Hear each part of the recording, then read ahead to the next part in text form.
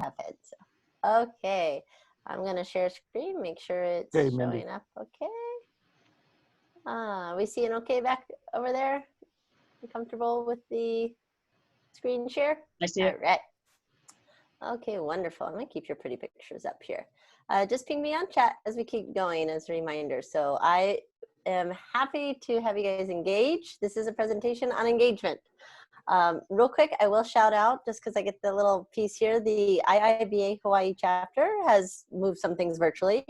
We are doing free webinars once a month with speakers we had planned on having out for an actual conference. They've all volunteered to be speakers for us. So Vince Mirabelli, I have Richard Larson from what used to be a Watermark Learning. We have Adrian Reed from Black Metric. Those are all free once a month on the IIBA Hawaii chapter's website. You guys are welcome to join. It's virtual and it'll be your happy hour time. So, because it's our lunchtime. We like the lunchtime meetings. So perfect timing for you guys. It's going to be happy hour. So grab a drink, come listen in, earn a PDU. We would love to have you guys because, yeah, we're big on, we'd rather just share and keep the engagement going. And so I kind of fun listening in. Thank you, Mindy. All right. Well, I'm chit-chatting too much here. And so I've got this wonderful picture up here. Let me just move this off. And we're going to talk about some fun and engaging ways to get things done and, you know, be successful. So let's get started here. Come on. There we go.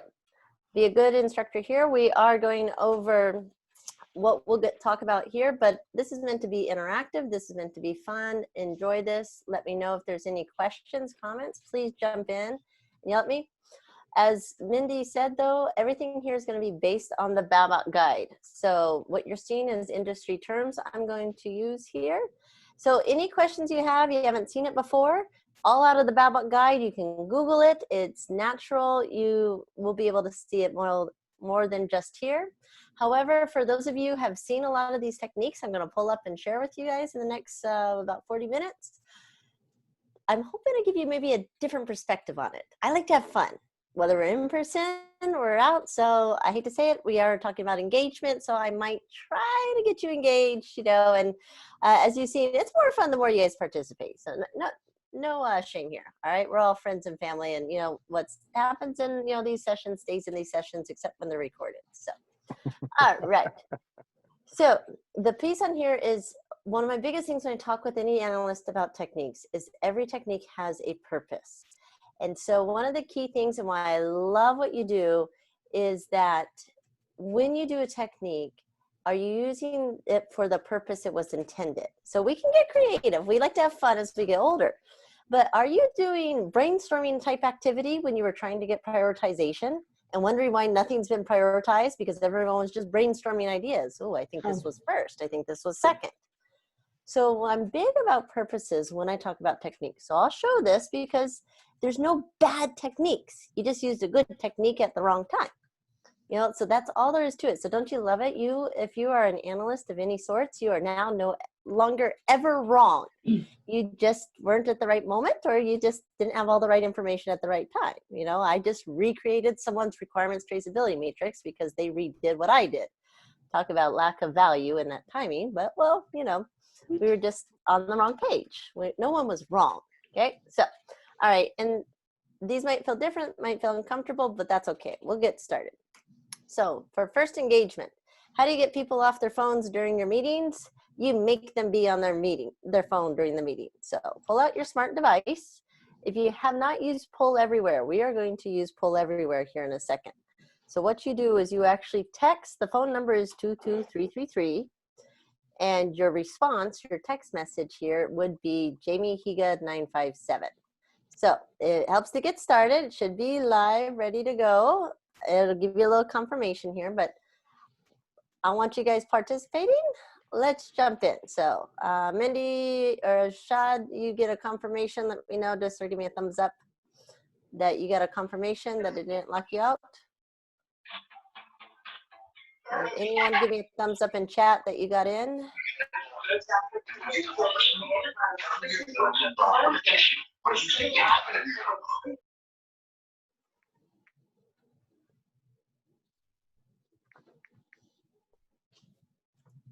Anyone get in? You did okay? Anyone? Okay, thank you, Summer. Summer's in. She's been duly elected. She's in, and it must be good. All right. Okay. So real quick, I want to think about something here because we talk about we got to work with people. Our work would be easy, but you got to work with people, right? So when you think of the word engage, what comes to mind? Anyone shout out? If I said you have to engage with your stakeholders, anyone shout out a word or put it in chat. Talk with them. Talk with them. Participation. Participation. Anything else? Collaborate. Ooh, I like that. Okay, you know what? Like I hear engage, I start getting worried that we're going to battle, you know, because they're like engage. And I'm like on guard. I'm like, okay, great. So then I say, okay, engage with your stakeholders. All right. So what comes to mind when you hear the word stakeholder? If I said, you know, because that's what we call them, right? All the people we work with, stakeholders. You know, don't call them roles or names, stakeholders. What word do you think of when you, or visuals, any ideas? If I said stakeholder. Clients. Clients. Someone who cares, who has a stake in the outcome. Oh, you guys are so much nicer than me. First time I heard this, I was like, oh my gosh, you know, I'm like thinking of movies. I'm like, how do you engage with your stakeholders? So just one more. If I told you you had to work with your stakeholders, I liked it. Someone who cares. Who are these people? Give me some words that if we rephrase stakeholder, who are we actually working with? I loved it. Someone told me decision makers, responsible person. Ooh, decision makers, absolutely. Sorry, BAs, you have lost all decision-making authority whatsoever anymore. You know, if you text on your phone now, if you go ahead and text any other words you want, this gets to be kind of fun. We get users. We can see a little. I like the users. Anything else? Text some words on your phone. Responsible, maker, person, impacted. Ooh, I like this. Any other words we think about our stakeholders? Outcomes. Ooh, all right, look at them flow in. All right, great. See, I love this. Look, you guys are engaged now. Look at all these words. We've reshaped who a stakeholder is. So these parts on how you think of a stakeholder and who you interact with, how you phrase it, that can be like your key thing with just how you start your analysis work. Do you need to rephrase how you think of them? Do you need to rephrase what you call them? Do you need to rephrase it? And I don't know about you, but man, this word chart looks really cool already. Look at all these words and look what is pulled out repeatedly. Knowledgeable. Hey, wouldn't you love to tell people at the start of your project, you need to be knowledgeable about something on this team. You can't be just showing up. You know, might be a little challenge to some of those teams, but look at this, how you phrase it. And again, if you haven't used Poll Everywhere before, get a free account. You can do word clouds, multiple choice, pin yourself on the map. I love it. Free, easy, great. But guess what? You guys all engaged with me. Look at that engagement. Look at these words we've rethought about engaging. All right. So let's just keep plowing through here. So this is one of my favorite things in the world, and not just because I'm an IIBA person, but I love this, okay? If you haven't seen this before, make sure to break open that Babok. You got to read chapter 2 a little bit, okay? I know that thing propping up your computer right now, take a look if you have the hard copy. I like this because no matter what I do, I have 6 questions to ask my stakeholders about what we're doing. I love to start a project. I love to start a new initiative, or my favorite, when you as the analyst have been thrown in the middle of something. Hey, Mindy, you're free. Why don't you go jump on and they're floundering. Go help them.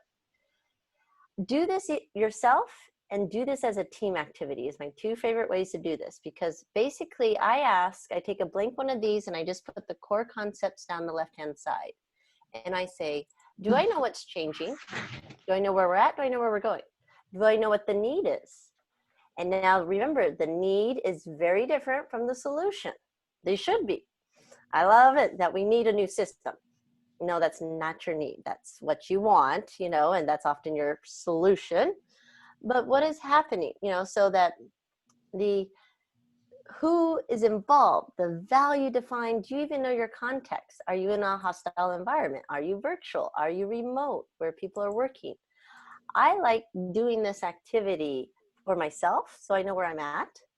I like doing it with the team. And if you really want to have fun, especially like you say, we're working remotely now, give everyone a blank version of this. So just say, I'd like you to tell me what the change, need, solution, stakeholder value, and context are of our project, of what we're working on. If you have them all do it individually and bring it to your next team meeting, it can be quite interesting what people think is the need, what people think is changing. It's excellent for kickoff meetings because if people have different views on what's happening, wouldn't you love to correct it at the beginning rather than like halfway through and be building something and people go, oh, that's why we're changing? No, you know, the training people who never want to be involved because it never affects them. And then, you know, they always get mad at you later because everybody's got to be trained in like 3 days.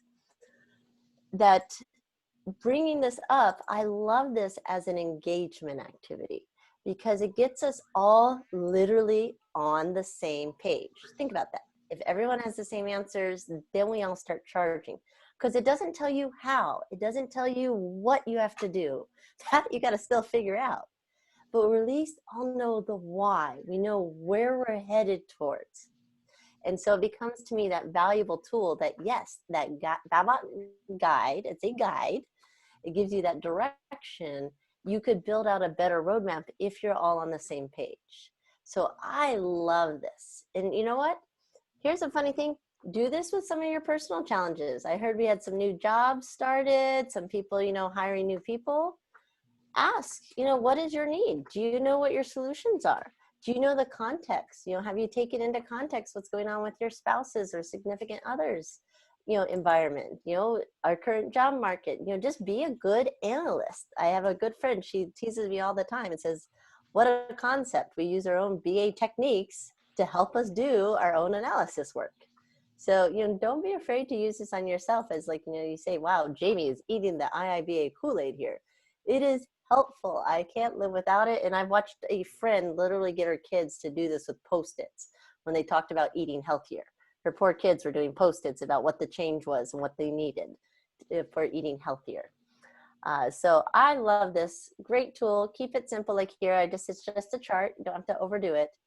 And again, if you want to understand any of these concepts more, again, this is all Babok standard terminology. You can go read more, Google it, and there's great webinars, resources. But yeah, I love this. You guys okay? Still with me? All right. My lunchtime, I still get like half a day to go. You know, I get all this work planned out. All right. Okay, so moving on. So my favorite thing that we probably love to do, requirements. Woohoo! You know, get all those details. I'm a requirement nerd. I'm sorry. I'm Jamie. I admit it. I have a problem. I get a little nuts about traceability matrices. But requirements to me, they're key pieces, but you know, think about them in a couple different ways. It's just not, what do you want me to build? What do we have to go, you know, get people to do? You know, when you do requirements, this is part of your solution definition. Are you all picturing the same thing in mind? You know, so just like before, do we know where we're going? You know, and what's big on there is that picture. Do you guys all visualize the same thing? And then, you know, what's even an interesting thing with what's required? Are we all equally dedicated? These are good questions I ask myself when I do requirements work, because normally as a business analyst, I am the scope of the solution, not the scope of the product, not the scope of the project. I look at the whole solution.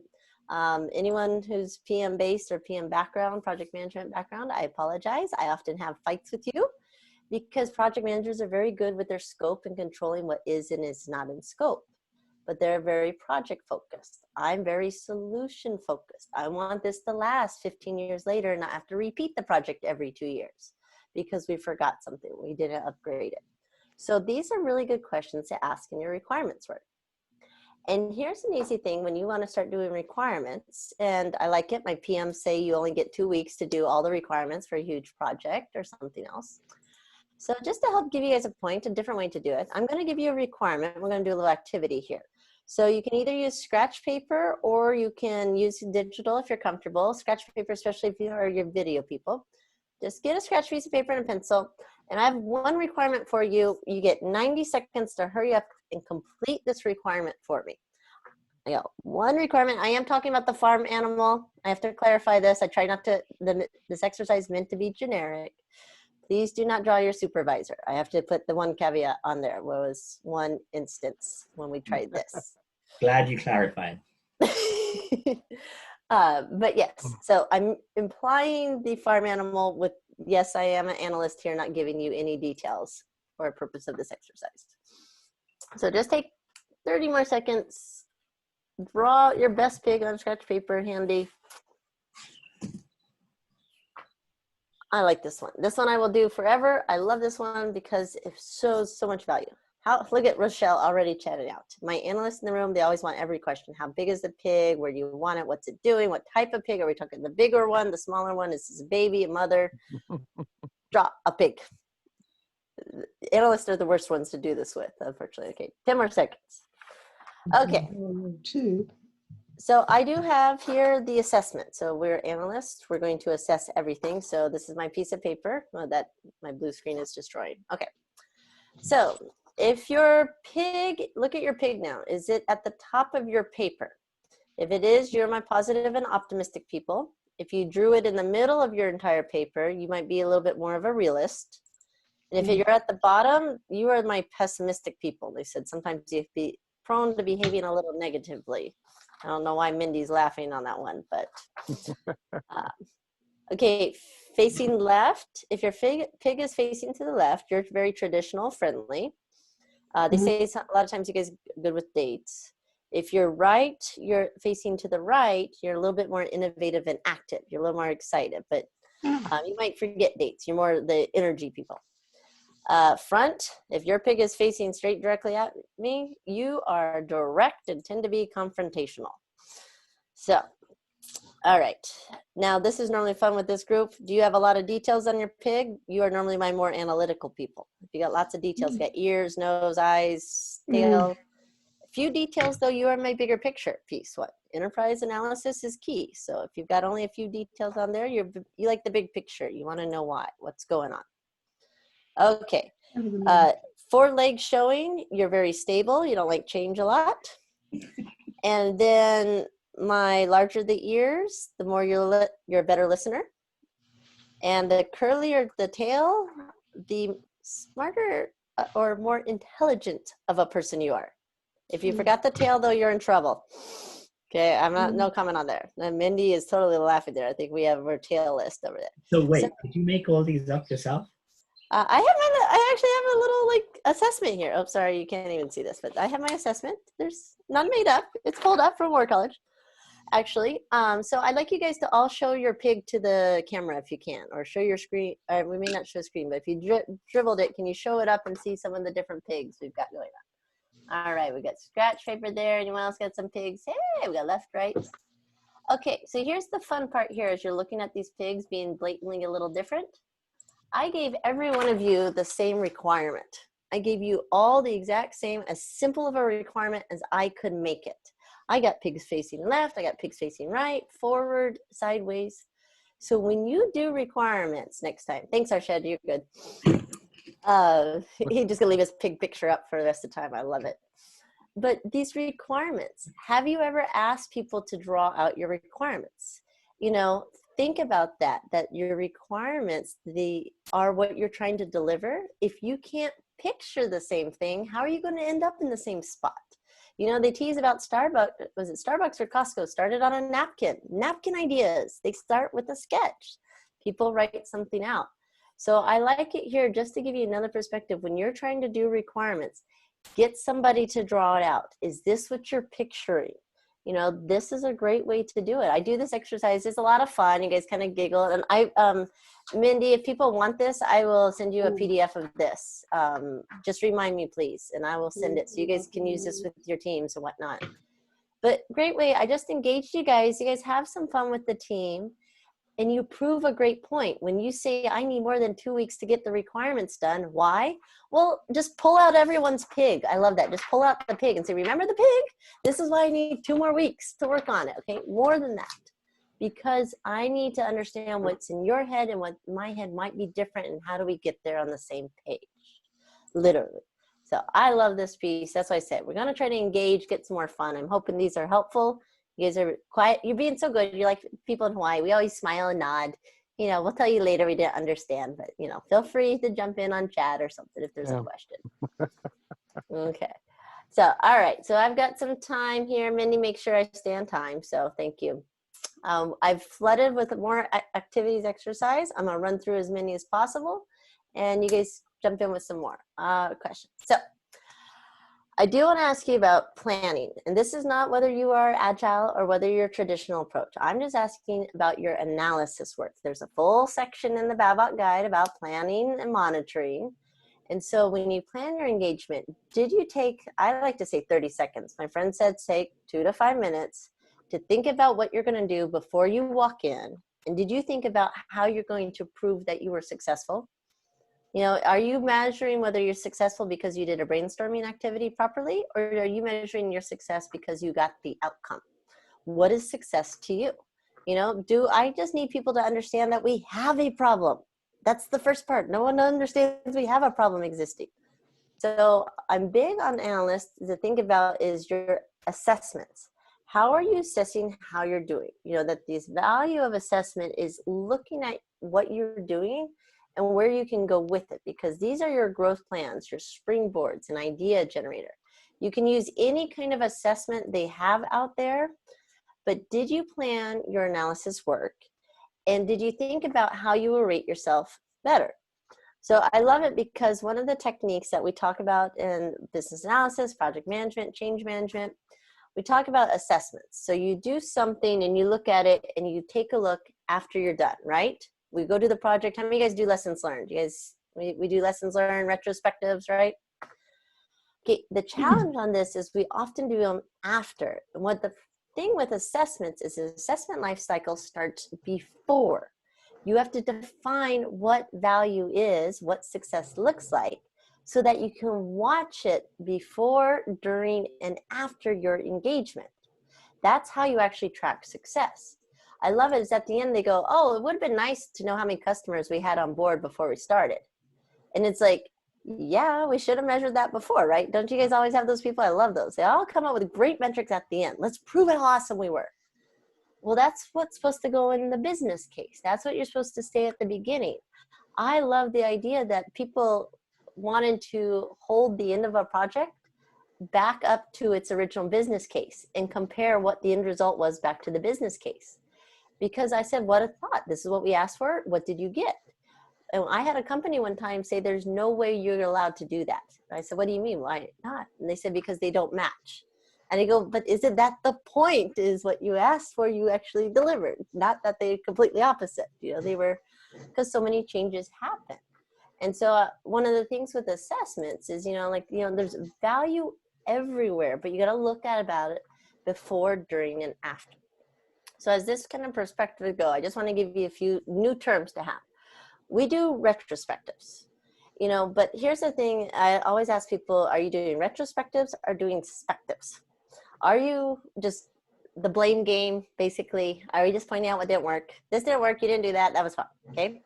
Well, what are you doing to change it for next time? What are you doing so that you look back and say, I'm never going to do that again because we're going to now implement this, that implementation. I like it on there. Thank you, William. If you always do what you always did, then you always get what you always got. I love it. No change. Insanity is doing the same thing, exact same over again. So on the retrospective, one key thing to do with lessons learned is just ask, are we doing just a spective, I call it? Or are we actually looking at what happened by looking forward? We're taking the behind to move the spectrum forward. But then what I like to do is, how many of you guys in the middle of a project say, let's do lessons learned? Where are we at right now? How are we doing? We do this even in the agile teams. If you guys are doing it retrospectives at the end of sprints, stop halfway. At lunchtime, ask guys, how are we doing? It can be informal. It doesn't have to be hardcore. But just ask, am I doing value? How many of you guys, I love my analysts, I love the challenges on this. How many of you guys decline meeting invites? Have you ever declined a meeting invite? There's no agenda, there's no desired outcome, there's no point in there. Decline it. I don't see value in me attending. If you can explain the value of me being there, I'll maybe accept, or at least put tentative. But decline a meeting invite. That is a great thing. I'm in the middle of something. My time is not worth to stop and go attend your meeting. More valuable than what I'm doing. Think about it, right? If it's in the middle of my beach time, decline. That's more valuable. I can do that later. So kind of thing. But I have fun with that. But think about that. Is it more valuable that I stop what I'm doing, the work I'm doing, to attend your meeting? And if I can't get a business case out of it, then that's the value. So even right now, this is those ones when you've had those good leaders that say, let's just pause and reevaluate how we're working and let's start working better. Do this with your analysis skills, do this with your teams, do this with your projects. This is a great thing to do when we talk about lessons learned. Hello, question. Yes, thank you. It's Jeff here. Sorry for the Oh, Jeff. Thank you. So I'm about to embark on a 2-year project. We're putting together a business case for a 2-year project. And I'm looking at your retrospective, and I like that concept. We don't want to wait for 2 years to do the retrospective, because what we're going to probably likely happen is that things are going to change. The market's going to change. The environment's going to change. What we thought we were going to build on day one, if we continue down that path, will be irrelevant at the end of the project because things have changed. So what are some of the triggers what are some of the events that would trigger a retrospective, where you sort of step back and say, okay, let's reassess, are we still on the right path, et cetera, et cetera? Easy one is anytime you've got, great question here. Easy time is any time when you don't hit a date or milestone. Just do a quick pause. Why didn't we meet the milestone? Why? Because we have more milestones. I want to make the rest of those if we didn't meet one. So those are easy triggers. Did we not meet what we planned? The other part, watch for canceled meeting. Watch for change request. Those are great pieces to where what we planned, we thought we would achieve, we're not getting there. It doesn't mean, not right, but just think about it. How many of you guys have teams that have a resource saying, hey, I finished my stuff early, can I have some more work? That would be a great time to say, okay, whatever she's doing well, let's do it. We either use her better or, we've done something really well. Let's reinvigorate that further. So to me is easiest one on there is just what was planned. Did it happen? Pause now, but make it at those micro pieces. So the other part is build it in, which is a great segue here. I'll just kind of keep going, Jeff. You're prescriptive. Answering these questions up front, and then make many little goals, many little assessments that says, don't have to be quarterly checkpoints. Let's just say when we deliver this piece here, let's do a quick checkpoint. When we've got a project plan we can all agree to, let's just do a quick assessment. How is our communication to get that project plan figured out? Let's stop, because if we can't figure out it takes us 3 months to make a project plan, we're going to have a lot of trouble just to actually do the work. Let's stop, kind of piece. So build it in. And what I ask people here is, what is the goals of what you're doing?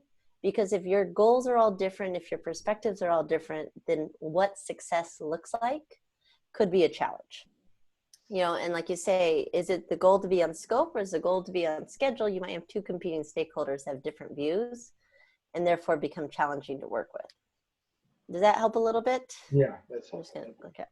I'm gonna keep going. I have fire hose approach here, because then here's one thing. You guys, meetings, do a meeting assessment. I love this. Someone asked me one time, she told me this, at the end of every meeting, leave 3 minutes left that you run and you ask people, are we meeting on time and do we end on time? Was it well organized? I like this. Was everyone prepared and contributing equally? So i.e., did you invite only who you needed to invite? And did you have everyone you needed actually there? And did we accomplish the goal? So me, when I send meeting invites, I don't send agendas. I've never done them for the last many, many years. I send a desired outcome. Because if we finish in 5 minutes or it takes us all 60 minutes, I just want the desired outcome. I don't care who does what when, as long as we get that desired outcome. So meeting assessments, a great thing to do. And especially if you start doing these consistently, everyone will start showing up to your meeting on time, because they'll be like, oh gosh, Jamie's going to ask us at the end of 57 minutes, are we on time? She's going to want to be on time. It was a simple thing that just starts driving productivity. So on here. So this is as simple as an assessment at the end of every meeting. Ask these questions and just start getting your teams used to. We are going to run successfully. We're going to achieve our goals, and we're going to only have the people we need. Make sense? All right. Okay. Then let's see. So just so I can make sure, we're going to keep moving forward. I've got a few, like I said, I've got extra slides in here. I'm actually going to jump on to one of my favorites. interviews. How many of you guys do interviews, right? We all do interview people. We ask questions all over the place, right? You know, it feels like the interrogation. Sometimes it's just the talk story. We have a good time. All right. So I'm going to have some fun with you because on interviews, we do a lot of work. There's the goal, there's questions, what we're going to ask, try to get out of it. Interviews, though, what do we do? Hey, Mindy, how are you doing today? Thumbs up. Are you sure about that? You told me earlier you're having some challenges. Are you really sure that you're doing thumbs up? Like, you really want to go with that answer? Yeah, you Yeah, must really ask. You know, look at this. Okay. So, but here's a quick thing. If I know the answer, why am I asking Mindy? Because that's what we do. We sit there as analysts. Okay, tell me what your requirements are. No, that's not what you want. No, you don't want that. Tell me this. I want to hear this, right? We ask to get the answers we want. Well, if you are truly doing interviews, the question is not so much about, you know, what you're asking. It's how well you listen, because the focus is on, do you ask the right questions? You know, I worked for the military. One of my most popular answers from the people I worked with, I say, why do you do it that way? Well, because that's how I was told to do it. I can't argue with the guy, right? It was my bad on asking the wrong question. I said, well, do you feel this works properly? Do you have an idea of another way to do it? He wasn't wrong. So stop worrying about wrong answers and start worrying about, do you have the right questions? The right questions pull out the information.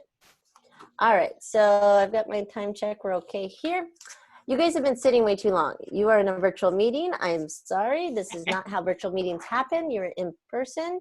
You need to all step back from the computer. Just stand up and step back. You know, just, you can leave the video on so I can kind of see you, but just step back and scoot back from the computer for a second.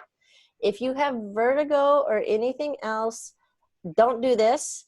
If you please have a little space so you can do a 360. I like it, Amanda, Arshad, yeah, Mindy. Can you just, if I asked you to turn left 90 degrees, could you turn left 90 degrees?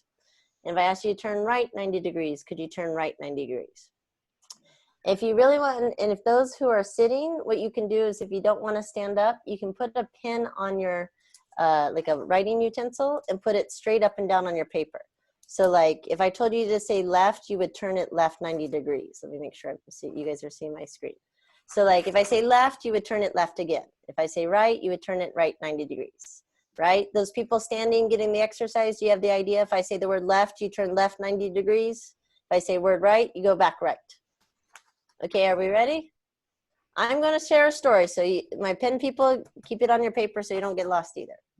We're gonna read the story of life with the Wright family. So I said right, so everyone turn right 90 degrees. That was your first test, okay. Okay, so whenever I say right or left, here we go. One day the Wright family decided to take a vacation. The first thing they had to do was decide who would be left at home, since there was not enough room in the Wright family car for all of them. Mr. Wright decided that Aunt Linda Wright would be the one left at home. Of course, this made Aunt Linda Wright so mad that she left the house immediately, yelling, "It'll be a right cold day before I return." The Wright family now bundled up the children, Tommy Wright, Susan Wright, Timmy Wright, Shelley Wright, and got in the car and left. Unfortunately, as they left, they turned out of the driveway. Someone had left the trash can in the street, so they had to turn right around and stop the car. Hey, what happened? A little fast. Okay, come back here. I know I went a little fast, but come on, your stakeholders aren't slowing down for you. They're going to give you they're going to say one sentence with 75 requirements in it. You know the one that has the and all the stuff. So you guys gave up, and I got like all different directions. My pins, were you guys facing straight up or down? You left or right? We're lost. We're just shaking our heads. So what was the story about so far? People going on vacation. Home Alone. Home Alone, vacation. How many? The left family, the right family. Yeah, the right family. How many kids were there? 2. For 4. Oh, see, I love doing this in the evening, guys. What were we doing is we were so listening, because I did tell you, listen for left and right, but we lose sight of the story. We lose sight of the details. You know, when we're going in with so specified on our certain answer we want to hear, we get tunnel vision, we get tunnel sound. do you listen to context? Do you listen to the story? And so that's where we come in with asking the right questions. If I said you need to know more about the right family, would you take note of, okay, they've got an aunt, they've got some kids, they like vacation, they got a car, you know, like you would just start writing down everything. So that's why we hear, you know, to plan the questions. And one thing I'm always challenged about this, I will laugh a million times about it, but you know, recording is great now that we're going virtual. We've been doing it for years. Get a scribe. That way I can sit here and have a conversation with Mindy. You know, think about it. How many of you guys run Zoom meetings and you're over here the whole time, right? Because you're trying to, you know, down here, taking notes, you know, you're trying to scribe and do it all. Whereas when I'm just sitting here, guys, go on. I'm watching Mindy and our Shad flip around, twice around. You know, Will's over there, you know, got his pin showing me he's ready to go. I like seeing the confused look, you know, on Charlotte when she's like, wait, I didn't get that. Go back, Jamie. I'm engaged with you guys. Ask someone to be an assistant and facilitate. You know what the best thing to do? Get a junior BA. Get the new team member. Why? Because one, they get exposed. You give them that free hour because our resources are valuable. No one has someone else that can just go to their meeting for you. But if I'm going to come work with Amanda and help her out on the next project, let me run her Zoom meeting for her. So then I get to meet who she's working with. I see what questions she's asked. And all my goal is just to make the Zoom work right, get people in and out. But then, you know, here's the best part. A scribe who has no clue what's going on will write down everything. They will write down everywhere because they don't know what's important. There's no bias. There's nothing. They're going to capture everything. That's why I love that we're recording sessions. There's no bias on it. It's just captured. So that's where one of the biggest deals I like about this is get a scribe. I've been telling people in person for years to do this. And again, if you have a junior staff member, what a great way to train them. They get to see how you run the meeting. They get to see what you're looking for. And the biggest thing is just tell them to write everything. Just grab it all, get it all. And then you can always unpack it later and go through with it, pull out the information, do your document analysis on what was scribed later. See, we can layer these techniques. It's great. Okay.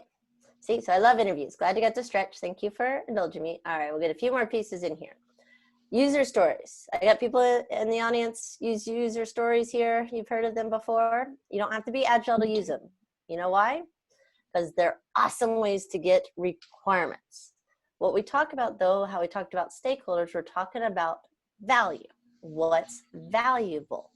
Now, you know, I'll show you the format if you haven't used one before, but I like this. It's essentially a format though to draw a great question. As the project manager, you need to know my requirement schedule because, and I can leave that open. He's not just demanding my requirement schedule. I want to know what's he doing with it. You know, I didn't know he reports to the senior staff every quarter or every month. You know, that the other part here, a user story, the same format is to verify and validate statements. As the project manager, you need my requirement schedule so that you can present accurate reports every week to the management, you know, so that you can get more funding for a project. As my manager, you need me to fully justify going to Building Business Capability 2020 so that you can actually get me the funding, correct? This part here, it gives you that chance to validate and it shows your value. A user story is just the format as a who, I need to what, so that why. Turn this around so that it becomes a question. As the project manager, you need X, Y, and Z because, and say, I don't know, fill it in the blank. I tease about doing this with like a 13-year-old hormonal female who needs to share every last detail of every waking moment with everyone in the world on social media because, well, I can't wear the same thing as Sally. If I wear the same thing as Sally, that would be disastrous. I can't wear the same thing as Megan because if Megan wears that, you know, we have to be totally different, but we all have to look alike. I at least need to coordinate because I have to have the same shoes as so-and-so. I was like, okay, I got an earful. I asked the right question. So I got to learn more. So yeah, word of warning, who you ask and how, but turn a user story instead into that great way of asking questions. The other part here, your long-winded people, it keeps them short and succinct. It shows where you're coming from. I love this format because it's so valuable and shortens everything and says, As the business analyst, I am totally confused about what value I'm adding so that, you know, we are successful as a project team. You don't become overly, you know, apologetic if you don't understand what's going on. It becomes very fact-based, very objective. I love this, you know, so this is just an easy thing. If you haven't done it before, I love it. Questions, comments, anything on there? User stories? Yeah. Careful when you try this at home with your spouses and significant others. It can start some heated discussions if you get too far down with it. You know, as the person who was supposed to wash the dishes, I understood it that you were to. Yeah, just careful where you start going with that. Okay. All right. Okay. I'm going to jump to process models. I'm big on these ones. I always state it otherwise that process models, do it live. Whatever you do, anytime you do process model work, do it live. My biggest thing on this here, you guys are doing Zoom meetings, whatever you do not sit here and take notes while people describe their process. You're on Zoom, you're doing it live, show what you're drawing. Why? Because people will get more mad about what the words are and who's doing it than they will worry about if your things are lined up. I can't spell without spell checker, trust me, to save my life. No one has criticized my spelling as long as I've gotten the right steps in the place. And when you have a visual like this and the manager is so mad because no one knows where an order's at, he keeps getting mad at his salespeople. And this was just a simple example I literally drew. And he realized that the salesperson never gets to hear from shipping when they've sent it. You know, it was just a discussion point that my process maps become my elicitation tool, my context tool, all my other pieces. So doing process maps live is great. But here, you want to take process to a different level? How many of you guys have heard of a work breakdown structure? You hear about that? My project managers, they talk about here's the task and here's we'll do what. Like my simple one here. My boss said we're going to have dessert day at work. He said he wanted this day, downtown office. And I said, well, how are we going to do dessert day? He goes, somebody go get desserts. I love this. Easy format. What, who, when, where, how. Whenever someone tells you one task to do, if you lay it out in this format, if the how is confusing or hard, what you do, put it on the next line and let's break it down. Okay, the task is somebody gets dessert. Well, who's going to do that? Amy. When are they going to do that? They're going to get that the day before from the store, the girls who bake cupcakes, little cart out front. And how are they going to do? How are they going to get the cupcakes? Well, you place the order, you pay in the pickup. Look at that. There's three things in that next statement. How are you going to do it? Place order, pay, pickup. Each one of them is a task. That I love this, that a work breakdown structure is meant to break down the work into pieces you can do. That most people are easy to tell you what, who, when, where, and how. And every time the how looks complex, just stick it down the next line. Say, okay, pull out one of these worksheets if you need, like a simple, like I did a blank one here. You do a blank one. And for each task, and you put the task on that first line, and you just try it. If it's simple, it's done. Sheet done. Okay, pull out the next task. What I love about it is so often my stakeholders would help me break down to the work really needed, because they would realize they would try to do the same thing here and put one line and say, oh, just get desserts. Simple. And when you said, how is that going to happen? You know, what's going on with it? It became an easy way to do it. They're simple. Like, don't overcomplicate that. If you notice, a lot of my stuff is super simple on here, kind of thing. So just put it down there, but it literally becomes a work breakdown structure.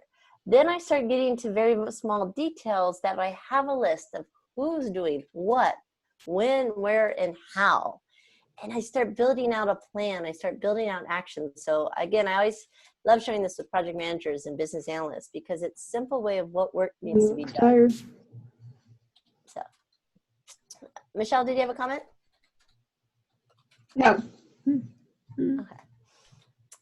Cool. So I just want to share with this because it's just another way to look at things. Work breakdown structure, very typical. You're going to see this around. So very helpful. I like to see on here. Okay, let's see. I got a few more on here. Okay, here's one we do a lot. How many of you guys prioritize, right? See, this is standard purpose. This is the, you know, from the Babbitt guide here, prioritization. So most of us prioritize daily, right? Who gets out of it? So, okay. what we often get from our stakeholders is, do you want it today, tomorrow? No, now. Everything's now, or my favorite, 10 minutes ago, yesterday, you know, those kind of things. Okay. What you can do, especially now, again, virtually, this is great. Do something fun. Get them to vote with objects. I did poker chips. I like poker chips. Why? Because it's a little bit more tangible, okay? You only get to buy 10 poker chips. There's no more buying in of more things. You get one set of things. Favorite thing on here when we do prioritization, word of warning with the chocolate bars or the chocolate items. Tell people if they eat their chocolate before you voted, they've just lost votes, you know, so they might not get to prioritize the element they wanted more so than the other. So, you know, it's great for in-person. Virtual, do the sticky notes, do the buttons, you know, we've done polls, you know, do a vote one at a time. I'll show you another one that's really easy with the voting and the poll. But basically what you do is everyone gets to look at things. You give everyone the same amount of votes. So you can do this virtual, so give them votes. They all look at the same amount, you know, so everyone gets like 3 votes, 10 votes, however you do it. Show them every option out there, and then tell everyone, go vote. Place all your votes. If there's no votes on an item, it doesn't mean it's not important. It's just not prioritized. Put it on a parking lot. And then what you do, you just go back to the ones that have votes. That was my picture here with this poker chip. We had the IT guy stick his whole stack of 10 all on the same item because he wanted that one and we needed the infrastructure, you know. Everyone else picked and choose, you know.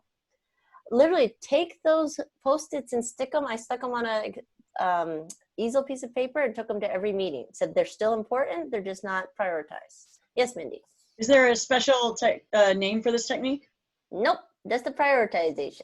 Okay. Just having fun with the prioritization here. So that's why I said try to give you the instructions here on this item. Oh, sorry, one step too fast. So, but it's just simple. It's really what it is here is time boxing. I've limited your amount of votes, given you significant amount of time and told you hurry up and vote. So I've actually given you time boxing on this one if you want to look at a variation. Here's one I like to do, especially when you get the groups together and to remove bias, because how many of you guys love to do it? Okay, everyone vote for what you want, and then everyone waits for the manager in the room to vote. You know, and okay, I might vote for that one. You know, like we'll see, we wait, we smile and nod. Okay, yeah, that's good enough. I don't need to vote, you know. So we can turn it around. We'll do top 3 voting. This one comes from actually design thinking. Everyone gets 3 votes, okay, or 3 items. And you've got to review all the options. Make sure they know what's on there. What you do, you say on the count of 3, everyone votes. So you want to try to push everyone to vote at the same time. So on like 1, 2, 3, and you have them vote for the one most feasible. Say, okay, looking at everything on here, vote for the one most feasible. Whatever we're trying to do or challenge a task, what's the most feasible? And everyone just goes vote. So again, try to get them to do it at the same time so not everyone watches the manager and then we all put our dots by him. Especially online, I love it. Get them to do it at the same time. What you do then is your second sticker. What's the most innovative? The most far out there would like, you know, be the new one. Let's stop talking what's it, you know, about which is feasible, which one can we do now, which resources, just go innovative. Have fun with that. And then the next one is put the one that you think is best. And we all know best is subjective. But if you have everyone do this at the end of these 3 rounds, you've pulled out what is possible because the unfeasible ones have no votes. You've pulled out the ones where you are challenging the team to build something better by being innovative. And you've pulled out the ones that the team is behind by being best. And what's funny is when you do this, you will have a small selective prioritized group. You will see there'll be clusters. It is rare that this doesn't work. This one again is from design thinking. Dot voting, thank you, Linda. And stuff, but a different way, but I love the idea on this criteria to get my stakeholders around the ideas, engaged, supportive, and we'll work towards actually accomplishing it. You know, so this is one way prioritization. We've at least deprioritized. I don't know about you, but I love this, you know, everything's number 1 and the one thing's number 2. You know, 1, 1, 1, 1, 1, 1, 1, 2 is how we prioritize. Well, we at least know what's not important. Then we get the 0, 0, 0, 0, 0, 1, 2. Well, we at least know what the bottom 2 least important things are. You know, so keep doing it. If you have to, you might have to do iterations on this. But I love this technique. I love this technique. But this one, definitely these criteria come from design thinking because we're very human-centered on there.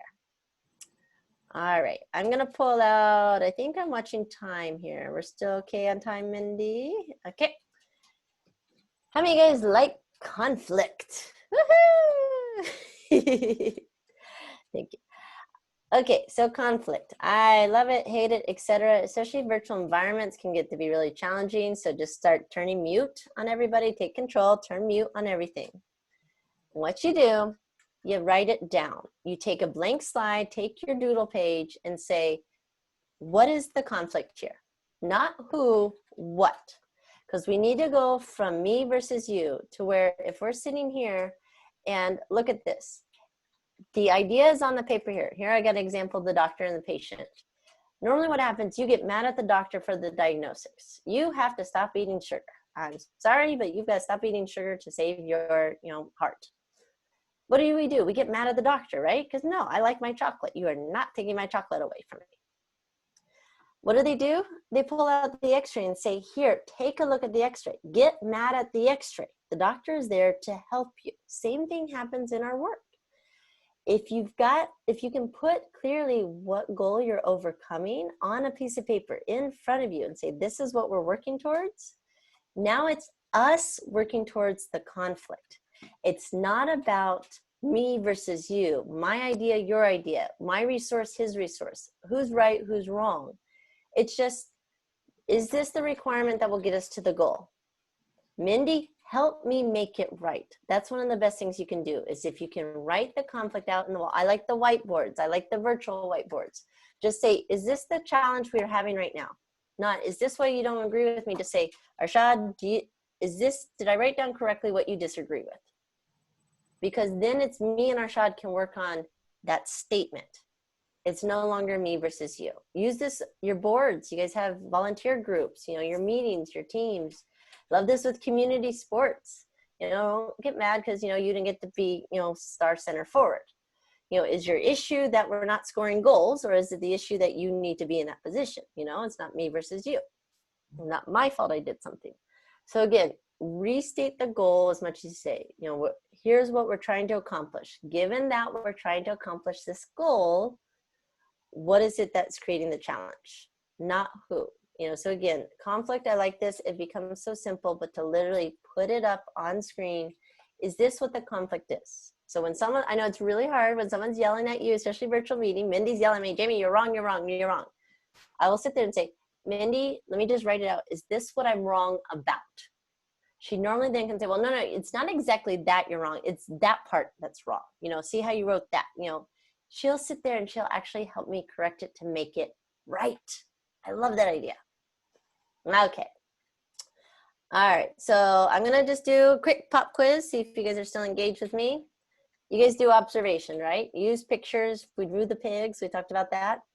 All right. So my analyst in the room, I want to make sure you guys are paying attention. Pop quiz. We're going to look at some pictures. All right. The question is, what requirements were missed? We're going to have 3 challenges here, I think. So what requirements were missed here?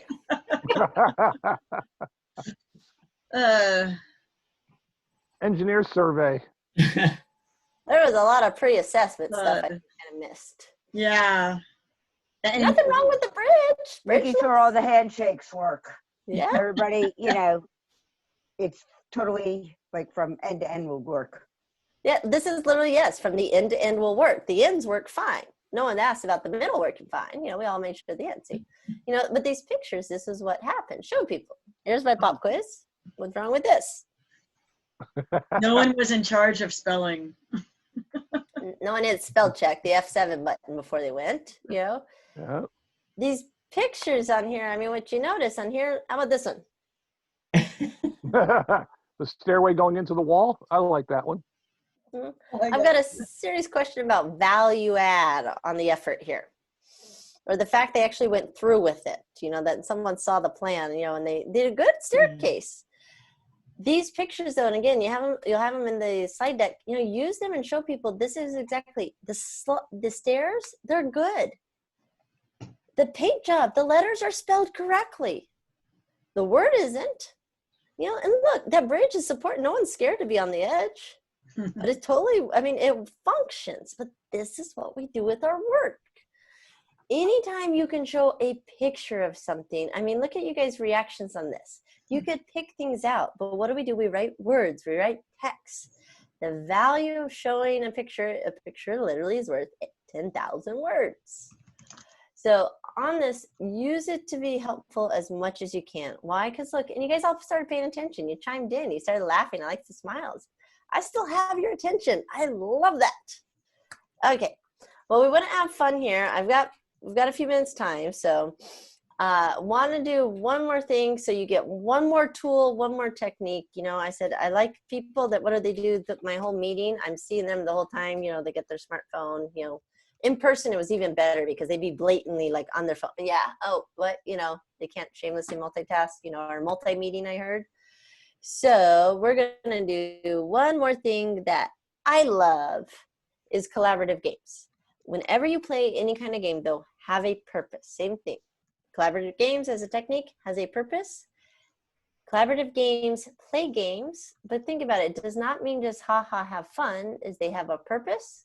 There's going to be a step-by-step process, and there is an outcome. So I have a wonderful challenge here. Let's see. We're going to scoot out of this. Let's see. Hold on. Make sure I do this right. Mindy, you checking me? We are seeing my screen still? Yep, see it. Got it. Okay. We are going to play a game. I want you to go to this website on your smartphone, please. Kahoot.it. If you haven't done this before, free tool out there, awesome to play. When you get there, it will ask you for a pin. You enter the pin. When you put the pin in, you know you're doing it right because it will ask you for your name.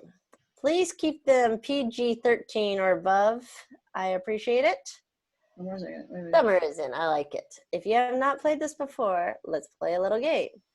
Let's keep engaged.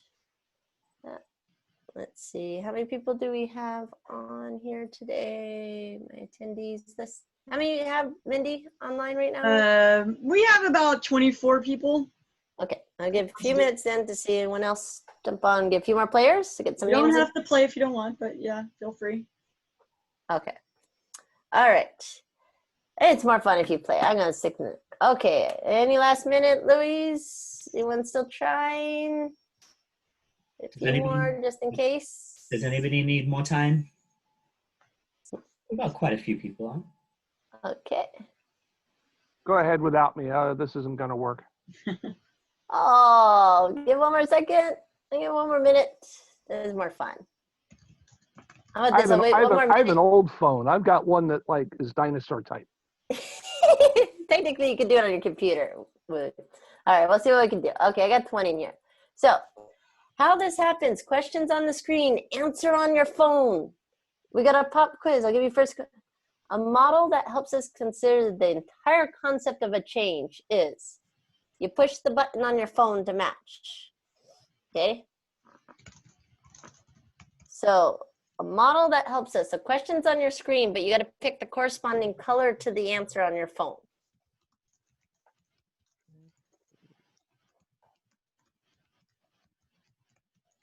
Okay. See, pop quiz question, first one. Do we see? I know it confuses everyone. They always says, well, the answer wasn't on my phone. Okay. So that was a pop quiz. Don't forget that core concept model I showed you at the beginning. Use that with your teams to get questions. All right, let's go back. Okay. So just to let you know, there's a prizes maybe on here, we'll see, but there's points for correct answer and speed. So let's go again. Here we go, let's see if you're paying attention. Requirements are, what would you tell me a requirement is? A need, picturing the same solution, stating the same need, everyone picturing the same solution to a need. What are requirements? What's a good answer? Oh, we got people playing. Woohoo.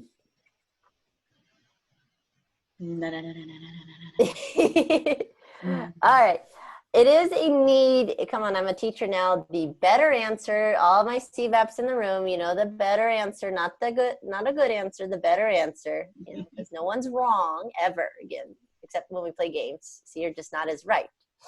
Okay, this picture. So we've got MMN is on the leaderboard. Oh, Alicia coming in. All right, good. Here we go. Let's see. Before I begin any engagement, what should I do? Not review anything, so I'm surprised.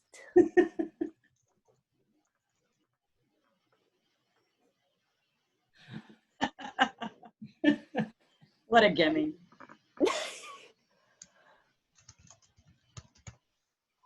Just because it's a gimme. Come on, 17 right. Plan. What a thought. Take 2 seconds and plan your day. Don't forget that. You'll go going in for. Got a little change. Okay, I'll say just catching up. Here we go. 2 more questions. Interviews are about what? Getting the right answer. Asking the right questions. The interviewer. The interviewee. This is the hard part. This is the good stuff. That's the right questions. I know, getting the right answers, that's how we want to be right. We know we're right, but okay. Hey, no one's knocked off the top 2. Sheesh, look, Summer Arshad coming along though. Last question. Here's one. Brainstorming is about. I mentioned this, but I didn't give you the slide. Let's see, what do you think brainstorming is about?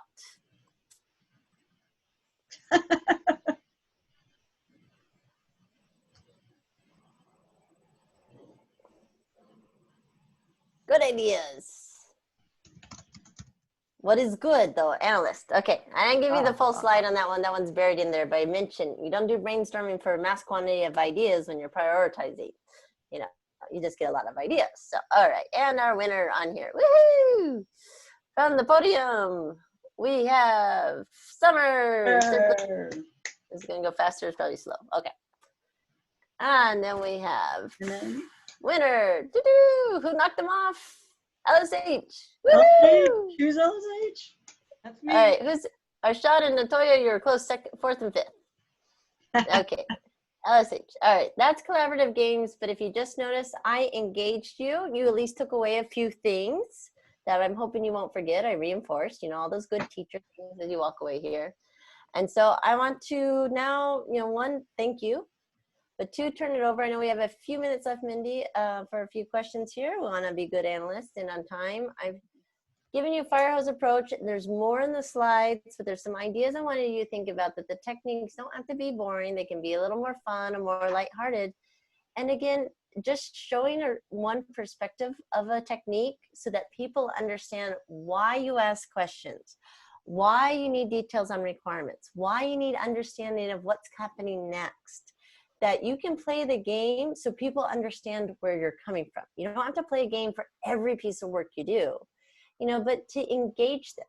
Think about, are they comfortable on the computer? Do they have a smartphone that will work with any kind of technology? You know, have they used Zoom before? We're doing this often. How many of you guys spent the first few weeks, I would say, learning Zoom every week? Every meeting was only about 20 minutes productive because everyone was still figuring out the audio, the video wasn't on, we weren't sharing files, we couldn't figure the chat, right? Like, you know, that took a little speed up time. Have some fun with it. First person who can find the whiteboard button, go. You know, you get to run the meeting now. You're the host, never mind. You know, kind of thing. Have a little fun with it, because why? Normally the fun is engagement. People engage when they like what they're doing, when they like what they see, when they like what they're a part of. So anything way you can get them engaged will often make them much more productive people. All right, any questions? No, oh, thank you, George. Has to be the last 3-minute questions. We're not at 3 minutes yet. I still get like 7 more minutes before we hit the 3-minute mark, right? No, let's end 5 till. Let's not go directly to 8. Mindy's overachiever. Okay, just real quickly, anyone got a short question here I can answer? I do give my contact information here directly to be contacted. So if you've got a good question, I can share out on LinkedIn and do a good discussion post about that. You know, the BA community is huge. If you want to see another example, Mindy, remind me if anyone emails, like if you guys want to ping Mindy for anything you saw today that I didn't give her. I know the left-right game I think we talked about, or the pig exercise. Ping me, remind me to send those. Will do. Yeah. Anything you saw, another example, some pictures. This is a shorter version of one of the workshops I do for the Project Summit BA Worlds for whenever and wherever we will have them. So normally you guys get the little fire hose approach of what I spend about 7 hours getting to have fun with. So, Jamie, if they do the BA World out in Washington again, are you going to be coming out? I am planned. I was on track for this August, and I will plan to definitely be there on stuff. And so I'm always happy to support the chapter. I know we tried always working some extra things in to come out and stuff. But yes, I plan to be, whenever it's in Washington, DC, I plan to be there. You were out 2 years ago, were you not? Yes. Yeah. Yep. No, great conference. I mean, come on, you got a bunch of business analysts, agile people, project managers all thrown in a room. That's why do you That's think I right. play games? You think they're just slightly competitive? And all of them had red clown noses. Talking about, I can neither confirm nor deny we had any kind of fun. Okay. So, Jamie, that was a really good session, but let me just pick on a few people just randomly that I might know. Sangeeta, how did you like the session? Hey, thanks. Thanks for picking on me first. I actually had to drop and I was about to put in a message, but I thought this was really great. I loved that how you you engaged everyone and actually kept, I hope everyone stayed engaged. I did. So this was really, really a good session. Excellent. Good to hear from you, Sangeeta, as well. George, you haven't said very much. How did you like it? I was busy on chat. I don't know if you've seen what I've done. Oh, yeah. Good. Good time. Yeah, it's pretty good. Yeah. Okay, thank you, Jamie. And thank you, Arshad, for asking. Very good. Anyone else want to chime in? Shobha, is your mic working now? Shobha? No? Anyone else like to say a few words about how they like this session? Michelle?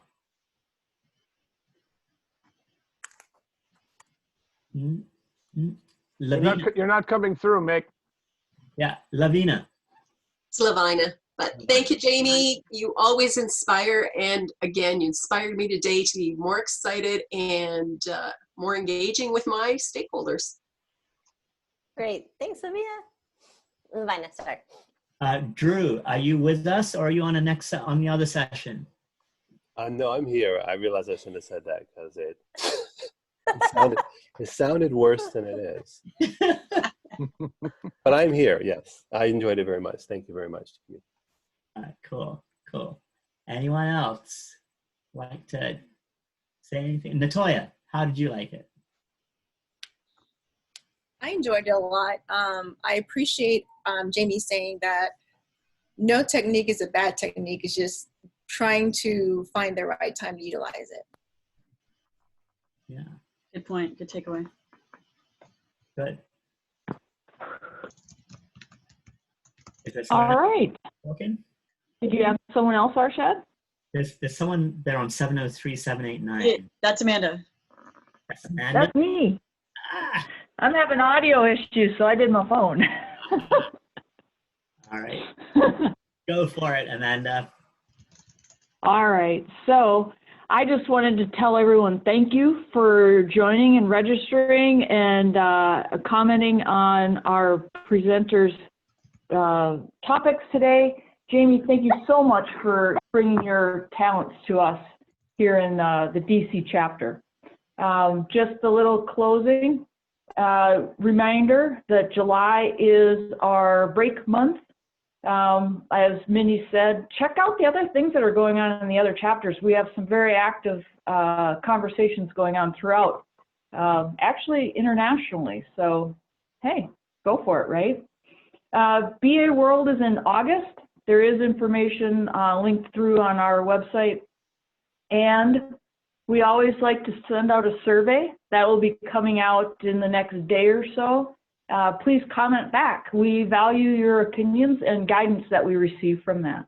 So please share your thoughts. So Amanda? And yes, Arshad, go. Based on what Jamie just said, maybe we should do the survey right here and now. If we had time. Well, you have a good point. But you have to plan for that. We had that question as well, Arshad.